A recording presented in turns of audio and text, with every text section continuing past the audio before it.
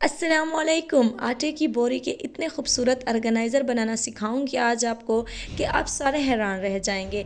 यहाँ पर 3 आटे की बोरियाँ जिनको मैं फेंकने जा रही थी, लेकिन अचानक मेरे माइंड में ख़्याल आया कि क्यों ना इनसे खूबसूरत ऑर्गेनाइज़र बनाए जाएं और आप लोगों के साथ शेयर भी किए जाएं। तो चलते हैं टिप नंबर 1 की तरफ। यहाँ पर मैंने एक आटे की बोरी ले ली है, साथ में ऐसी चीज़ें लूँगी जो कि आपके घर में पड़ी होंगी। यहाँ पर एक मैंने कवर ले लिया है, सीज़र ले लिए है और साथ में मैंने थ्रेड ले लिया है। अब यहाँ पर आटे की बोरी जो होती है उसी साइज़ का आपने यहाँ पर कवर ले लेना है।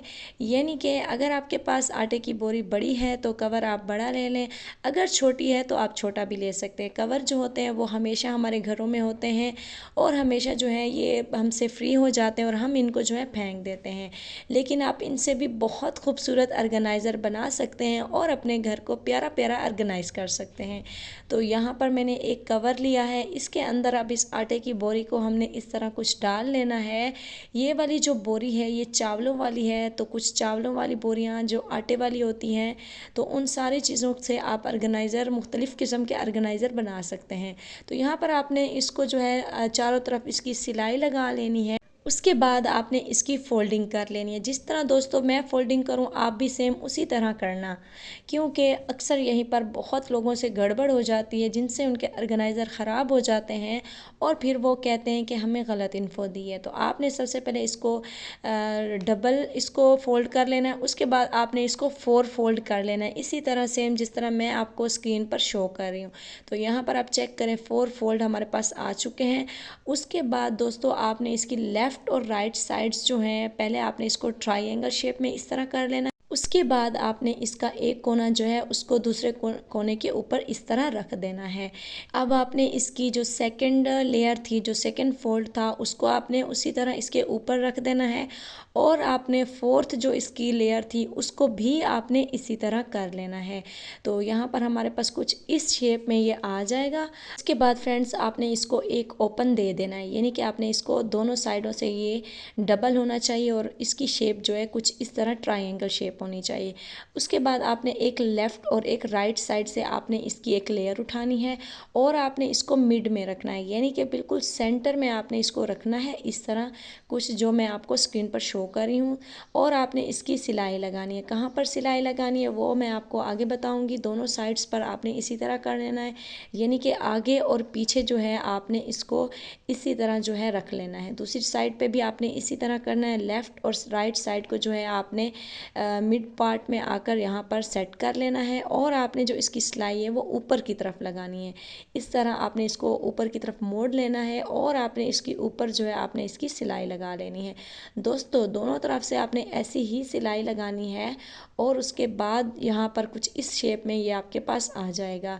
मैंने यहाँ पर सेफ्टी पिन यूज़ की थी, आपने यहाँ पर लाजमी जो है वो सिलाई लगानी है। तो ये इस शेप में हमारे पास आ चुका है एक बहुत ही खूबसूरत सा ऑर्गेनाइज़र। अक्सर हमारे पास ऐसी बहुत सारी चीज़ें होती हैं जो हमसे गुम हो जाती हैं, हमारे बच्चों की चीज़ें, हमारी चीज़ें, जिनको ऑर्गेनाइज़ करने के लिए हमारे पास कोई ऐसी जगह नहीं होती है।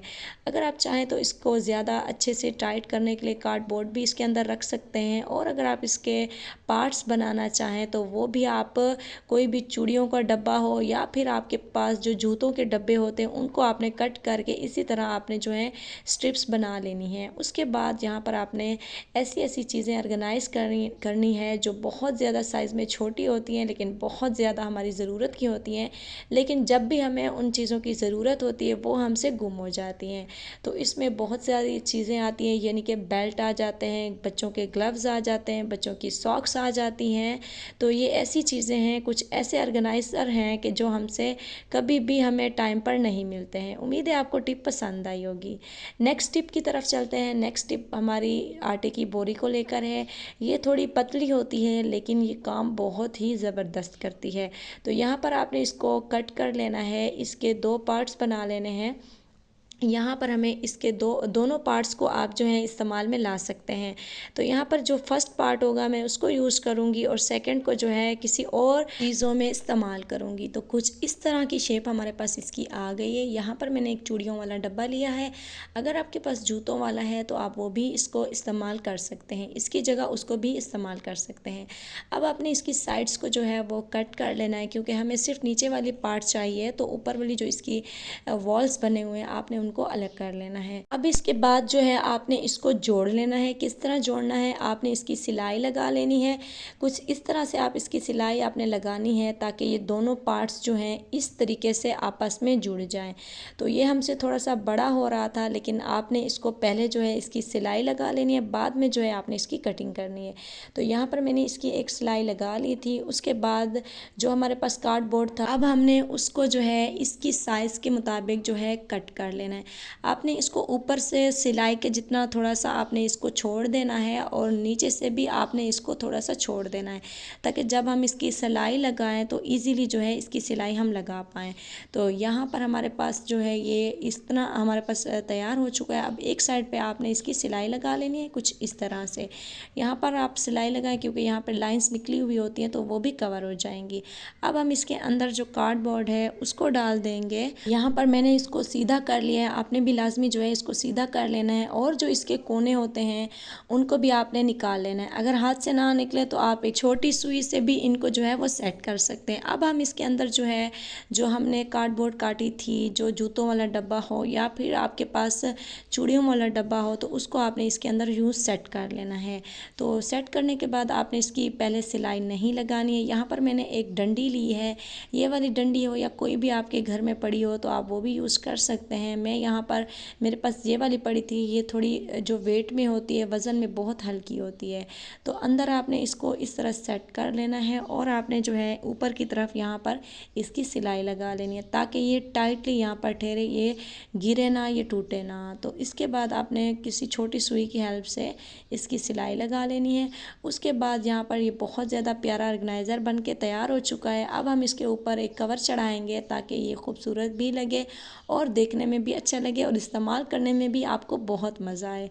तो यहाँ पर आपने जो करना क्या है, इसको मैंने ख़ुद ही बनाया था। अगर आपके पास ये कपड़ा ना हो तो आप किसी भी कुशन के कपड़े को भी इस्तेमाल कर सकते हैं, किसी कुशन के कवर को भी यूज़ कर सकते हैं। तो ये वाला इलास्टिसी वाला कवर था, तो मैंने जो है इसको खींच कर जो है कंप्लीट पूरा कर लिया था। अब यहाँ पर आपने खींच के इसकी सिलाई लगा लेनी है। ये वाला जो स्टफ़ होता है ये जो है बहुत ज़्यादा इलास्टिसी वाला होता है। तो यहाँ पर मैंने सिलाई लगा ली है। तो माशाल्लाह बहुत ज़बरदस्त सा एक छोटा पंखा हमारे पास तैयार हो गया है। अब जिस तरह गर्मियों का मौसम आ रहा है तो आप अपने बच्चों को, अपने छोटे भाइयों को, जो भी आपके घर में बच्चे हैं उनको दे सकते हैं।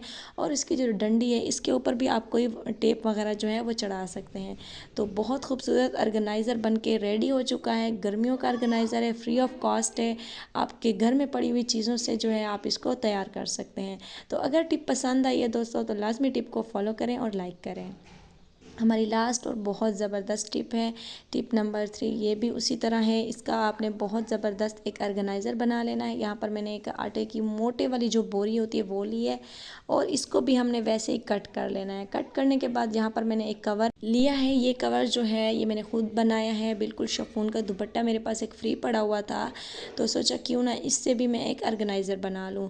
तो उस एक साइड को, जो गट्टू की एक साइड थी, बोरी की एक साइड थी, आपने इसके अंदर उसको डाल लेना है और आपने इसकी साइड्स पर, सारे साइड्स पर इसकी सिलाई लगा लेनी है। उसके बाद आपने जो है इसकी सेंटर में भी सिलाई लगा लेनी है।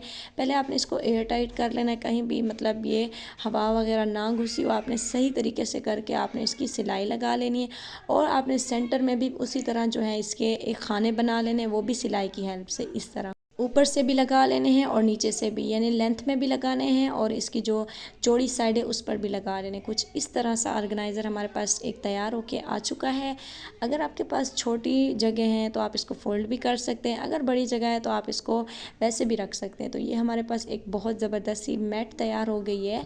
अक्सर ऐसा होता है कि जब हम किचन में बर्तन धो रहे होते हैं तो हम बर्तनों को जो है धो कर अपनी काउंटर के ऊपर रख रहे होते हैं और सारा पानी जो है वो काउंटर के ऊपर फैल जाता है। है। तो अगर आप ये मैट अपने पास रखेंगे तो इससे क्या होगा कि पानी जो है वो बिल्कुल भी काउंटर पर नहीं जाएगा। और दूसरी साइड पर आप इसी तरह का एक और ऑर्गेनाइज़र अपने बच्चों के लिए तैयार कर सकते हैं।